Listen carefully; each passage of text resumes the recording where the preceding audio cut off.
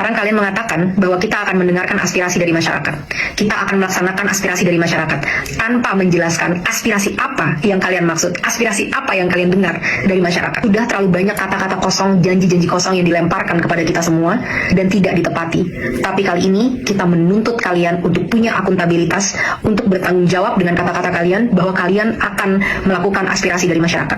Bagaimana anggota parlemen yang berjumlah 580 orang dibayar dari pajak masyarakat itu tidak berhasil mendengarkan aspirasi masyarakat, sementara gerakan-gerakan di sosial media yang tidak dibayar oleh siapapun yang terjadi secara sukarela bisa mencapai pergerakan yang seperti ini. Harusnya kalian semua merasa malu dengan apa yang terjadi di situasi Indonesia saat ini.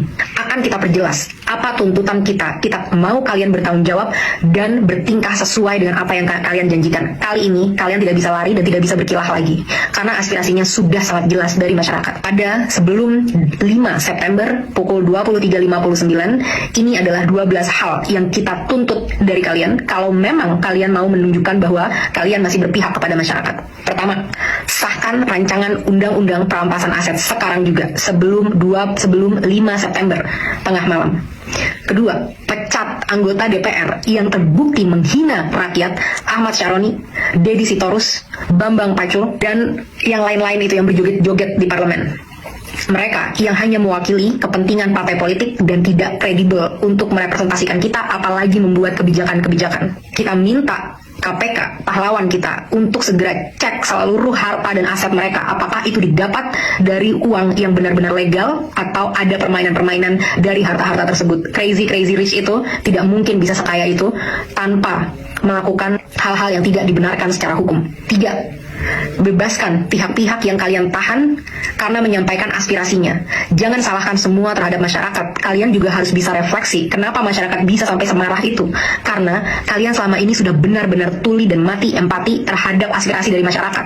Saat kita mau mendatangi rumah kita sendiri yang kita bayar dan kita bangun dengan hasil keringat sendiri, kita dipertemukan dan dihajar dengan aparat-aparat dan segala peralatan yang dibeli dari hasil pajak rakyat. Bebaskan mereka semua. Mereka hanya mau melakukan aspirasi. 4.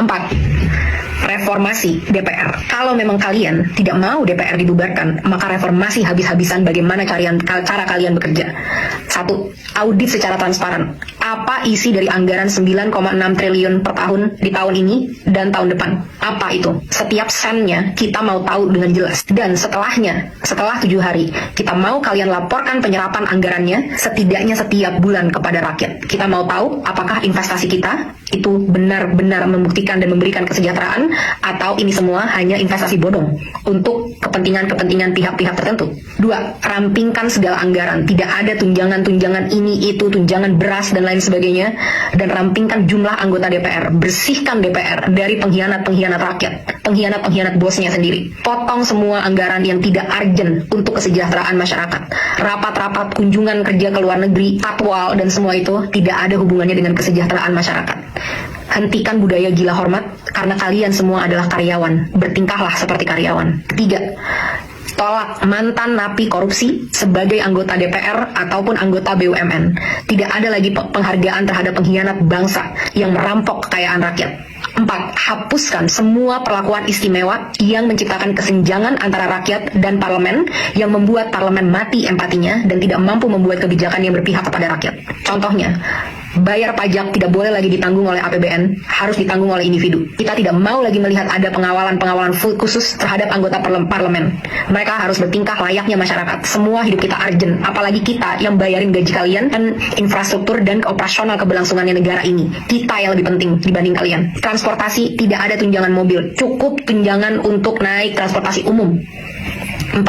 Hapuskan pensiunan seumur hidup bagi para anggota-anggota DPR yang masa kerjanya hanya 1 periode. Kita tidak mau lagi membayari mereka sampai akhir hayat kalau memang mereka tidak mau mengabdi dengan tulus kepada masyarakat.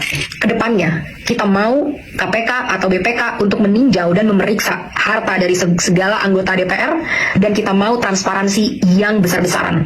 Semua rapat-rapat diskusi kita mau itu ditunjukkan live secara online ke rakyat. Bahkan kalau bisa, rakyat harus selalu boleh masuk ke gedung DPR untuk mendengarkan dan melihat apa yang karyawannya sedang lakukan. 5. tunjangan gaji dan tunjangan-tunjangan yang lain, total take home pay, total yang bisa kalian bawa pulang tidak boleh melebihi 5 kali upah minimum UMR nasional dari masyarakat. Harus jelas kemana setiap anggaran-anggaran ini, dan kita mau jelas berapa yang diterima. Tidak boleh lagi ada kesimpang siuran yang berkata ada yang menerima segini, segitu, dan lain sebagainya. Harus jelas berapa yang diterima sebagai take home pay, kita harus tahu itu. Keenam, tetapkan KPI, Key Performance Indicator, yang terukur bagi anggota DPR sebagai standar kinerja. Berapa RUU yang harus kalian sahkan, berapa RUU prioritas, dan lain sebagainya, harus dengan aturan yang jelas. Kedepannya, evaluasi dan pecat anggota-anggota yang tidak bisa bekerja dengan benar, yang tidak datang saat-saat rapat, yang tidak bisa menghasilkan RUU yang diminta oleh rakyat. Laporkan semua progress, achievement, challenges secara berkala kepada rakyat. Kita berhak tahu apa yang terjadi di dalam ruang DPR. 7. Audit secara menyeluruh terhadap BUMN untuk memastikan profitabilitas. Kalian bisa tahu apa yang kira-kira mau diambil untuk ini, tapi BUMN kita rugi puluhan triliun setiap tahun. Satu BUMN. Saat banyak BUMN-nya berapa ratus triliun yang dirugikan oleh BUMN ini. Benar-benar tidak capable dalam memanage usaha badan milik negara. Karena komisarisnya hanyalah untuk tukar-tukaran kursi, negosiasi, kekuasaan dari partai politik, tapi bukan diisi oleh orang-orang yang kredibel di bidangnya. 8. Batalkan rencana kenaikan pajak yang sudah sangat memberatkan masyarakat, termasuk rencana kenaikan BPJS kepada masyarakat. Berhenti mencekik dan memeras kita. Saatnya kalian bekerja. 9. Adili pembunuh pahlawan kita, Afan, seberat-beratnya. Aparat harus tahu konsekuensi apabila mereka menggunakan power di jalan yang salah. Negara harus menanggung dampak dari semua ini, karena semua ini terjadi karena kegagalan kalian menanggung keluarga dari Afan. Lengserkan Kapolri. Kapolri telah gagal memberikan komando untuk melindungi masyarakat. 10. Berikan standar gaji yang layak terhadap pahlawan bangsa kita, guru-guru di Indonesia, termasuk juga nakes-nakes di Indonesia. 11. Reformasi kinerja kepolisian habis-habisan. Mereka harus profesional, berpihak dan berempati kepada rakyat, punya kemampuan emosi yang baik sehingga tidak menyalahgunakan senjata sebesar itu yang mereka punya. Mereka di sini untuk melindungi rakyat, bukan untuk membela kepentingan penguasa. Saat kasus-kasus terjadi, banyak banget yang loyo, lama, dan lain sebagainya. Tapi saat itu tentang demonstrasi, betapa canggih alat-alat yang kalian punya, betapa banyak amunisi yang kalian punya untuk ditembakkan kepada masyarakat yang membayar gaji mereka setiap hari. Reformasi ini semua. Aspirasi sudah sangat jelas. Kalian punya 7 hari untuk bisa mewujudkan ini kalau memang kalian pantas memegang kedaulatan rakyat. Kita akan buktikan bersama-sama apakah kalian mampu dan benar-benar capable dalam melakukan ini, atau benar apa yang memang kita inginkan untuk membubarkan DPR. DPR tidak harus bubar kalau kalian benar-benar bisa bertanggung jawab dengan kekuasaan kalian dan menampung aspirasi rakyat. Jangan sampai ada lagi darah-darah dari pahlawan-pahlawan demokrasi kita yang berceceran di jalan. Jangan sampai ada lagi intimidasi untuk orang tidak bersuara di negaranya sendiri. Hentikan segala intrik-intrik politik yang menjijikan dan busuk ini. Mulai bekerja dari sekarang. Buktikan 7 hari dari sekarang, mampukah kalian bertanggung jawab, pantaskah kalian digaji dari duit masyarakat. Basalsa Erwina sudah merilis poin-poin yang kita sepakati untuk menjadi tuntutan kepada pemerintah dalam 7 hari ke depan. Pertama, sahkan rancangan undang-undang perampasan aset. Yang kedua, pecat anggota DPR yang terbukti menghina rakyat atau hanya mewakili kepentingan partai politik yang tidak kredibel. KPK audit segala kepemilikan harta, aset, dan sebagainya. 3. Bebaskan pihak-pihak yang ditangkap dalam kaitannya dengan penyampaian aspirasi masyarakat pada demo pada tanggal 25, 28, 29 Agustus 2025. Yang keempat, tentang reformasi DPR. Poin yang pertama adalah audit secara transparan lewat Badan Netral Penggunaan Anggaran DPR yang mencapai 9,9 triliun rupiah per tahun. Kedepannya, laporkan penyerapan anggaran setidaknya setiap bulan kepada rakyat. Kedua, rampingkan anggaran jumlah anggota DPR.